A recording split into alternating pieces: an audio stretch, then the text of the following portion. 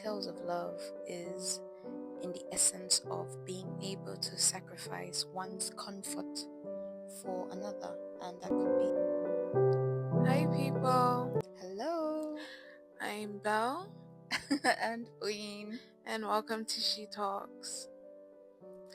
On this episode, we will be talking about the difference between love and lost, and we're also going to be talking about the impact loss has on this generation. So let's get into it. And first of all, we want to discuss what is lost and what is love. What's the difference, if not similarity, between the two of them? And I would like to define love. Okay, based on the typical definition, love is a multifaceted emotion characterized by strong feelings of affection, attachment, and care for another person. It also involves feelings of comfort, vulnerability, and intimacy, closeness as well. So this is like the typical definition of love, but we want to have like a little bit more insight about what love really is. So I'm gonna give this question to Oyin. What do you think love is? Okay. First things first. Love. Love is such a broad, Yeah. is a broad definition, or is a broad understanding, and most people tend to miss what true love actually means. But then I like to coin my definition from the Bible, because it's literally the compass that I live by. And for me, how I understand love is basically sacrifice. Love, the details of love is in the essence of being able to sacrifice one's comfort for another, and that could be for another person, for a passion, for a hobby, for an idea. It's basically sacrifice. And we can see this example when Jesus described to his disciple what love, true love is. And he said that what greater love is there for one to give up one's life for another. It was like, what greater love is there for a friend, for that friend to give up their life for the other. And that just puts a perspective of sacrifice, and that's like the first word I can use to describe love: sacrifice of one's comfort, sacrifice of one's self. And obviously, when we talk about sacrifice, it could dabble in different directions, and then we have this whole topic of abusive nature, and what will we be around there, like Jesus. Yeah. So, but then when you talk about lust is it's similar in nature, it's similar in pattern, but then it's different in essence. There is no sacrifice of comfort. That's the particular difference between the both. It's like self gratification. Exactly. It's self gratification. It's self-indulgence. It's exalting self. It's prioritizing self over the other, over another, over another person, another passion. Because love is not just for another person. It could also be for passion and whatever you're drawn to. Lust is the desire to have that same idea or person without the sacrifice of oneself. And in our generation, we tend to mix this, and we call lust love. We say, oh, self-love. But do you really love yourself if you're not willing to sacrifice for yourself? Do you really love yourself if you're not willing to give up some things that are not good for yourself? You know, let go of some things that do not benefit yourself for the betterment of yourself. For example, let me just give like an example. You say it's self-love for you to do whatever you want to do because you're happy. But then is it really self-love because you're comfortable when you're happy? But then when you are uncomfortable to, for example, let go of, let's say, sexual desires, like terrible sexual desires, like, you know, maybe masturbation or like indulging in porn, you know, like porn and everything, that is like you know, feeding your desires only without being uncomfortable. You know, because you can see that it's affecting yourself, it's affecting the way you think, it's affecting the way you communicate with people, it's also affecting your relationship. There's studies, numerous studies on how porn and all this sexual perversion can, you know, affect oneself, and then you call it self-love. Exactly. You call it self-love because you're comfortable, you know, you're gratifying yourself, you're instantly satisfying yourself, but it's not really love because you're not sacrificing for the betterment of yourself. And that sacrifice could be just you not watching porn any longer, or you not indulging in some certain things. It could also be like alcohol. Maybe, for example, you know alcohol is not good for you. It's dehydrating to your skin and whatnot, and maybe it even makes you feel a type of way, makes you throw up, because I know there are certain people that cannot take alcohol. There are certain people that have bad reactions when they take alcohol. Allergies. Yeah, bad allergies when they take alcohol. And then imagine not being able to stop yourself from taking alcohol just because you like the comfort of taking alcohol and your friends being okay with it, or you get what I'm trying to say.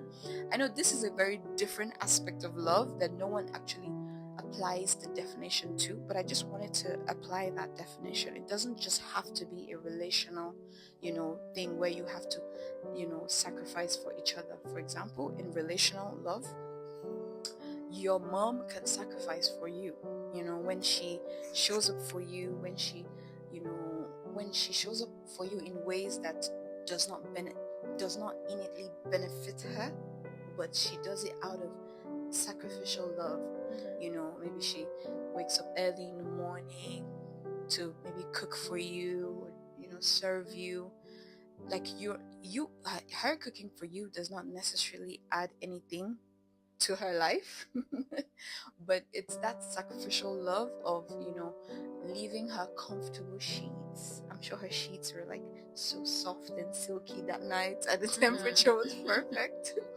But she left her comfortable space to enter an uncomfortable place for you, just so she can satisfy your needs. So I can call that love, and lust is just the exact opposite. Lust is characterized by powerful craving or desire, often focused on physical gratification or possessions. Okay, so there's this question I was gonna ask. How does lust impact our generation? Okay. Lust impacts our generation in so many ways, honestly. I mean, just look around you. What we call as social media right now is basically I don't want to be so direct, but I'm gonna try. It's basically just selling oneself, because we have forgotten what having true intimacy with people feels like. And we've traded that true intimacy for like a contract thing where you see my pictures for exchanges of likes or follows, and you have access to me without actually making any form of sacrifice to have access to me. And this might just be a very surface level way of seeing it or saying it, but it's that easy access without any effort made. In the past, before you were able to reach people, it took certain privileges. For example, you had to be in the same um area as that person. Yeah. For some people, even the same tax brackets, the same social level, social class as that person. You might also have to have the same education, like educational level as that person. There were so many obstacles, which right now we might look at it as, oh, this is not not having that access anymore, or not having that boundary is very good. But then honestly, it came with its own advantages. The fact that it was almost hard for you to reach some certain people. And because of that idea of scarcity, or not being able to reach everyone easily and accessibly, it kind of gave us this idea that some things needed to be worked hard for, or harder for. And it also puts the whole idea of relationships as something to seek for, something to walk towards, something to long for, and not just something you can just slide in someone's DM and have tonight and then slide out of the DM. It's like our generation right now is experiencing overflow of accessibility, and that accessibility kills the desire and the sacrifice that it takes for real love to happen. Yes. Yeah, so I think social media is one of the ways that loss has impacted our generation and our relationship as well, because we have relationship problems, and those you see we get faced with infidelity relationship. Yeah, because there's this idea of, oh, I have options, oh, I have a lot of people. And for example, this whole Wiz Liz, I don't know if you know about what's going on with Wiz. Wiz Liz, do you guys know anything about them? I'm sure you should. But she is like the definition of a strong and feminine woman, and she literally teaches her followers how to respect themselves, how to present themselves, how to have confidence, boost your confidence, basically. And she is like we literally call her mother. Like, I am her fan, no shame about it. I love her so much. And just watching her videos kind of like it gave me a perspective of like myself, and also the world. And seeing her like go into this relationship with her now ex, Landon, is very heartbreaking. It's very, very, very heartbreaking. And this is all because of self, and all because of this whole selfish idea. Yes, this selfish interest and this accessibility that we're talking about. This accessibility, and of course he has more reasons like insecurity, unfaithfulness, not being contented, because it's very sad. But there's something she posted on her Instagram when she said, how can men who are meant to lead the world, lead nations, lead people, be battling with lust? Like, you can't even control yourself, and you are meant to control a whole nation, control a whole generation. And that is like, it was when I saw her post, because she had like a whole write-up when this whole scandal came out, because she was the one who released the whole breakup online, and how he literally was on Snapchat talking to this other lady. It was crazy. And just seeing how she expressed herself and saying lust has literally killed our generation, and especially the men in our generation, was so sad. And in her words, she called this type of men weak. And I can see her point. And honestly, this lust does not only affect men, it also affects women. Affects everyone in our generation, and it's something that we need to pay so much attention to. So yeah, it's definitely affected our generation. Yeah, it has really, and truly we want that to change, truly. So for us to change that, let's start somewhere. Maybe we can start with trying small gestures,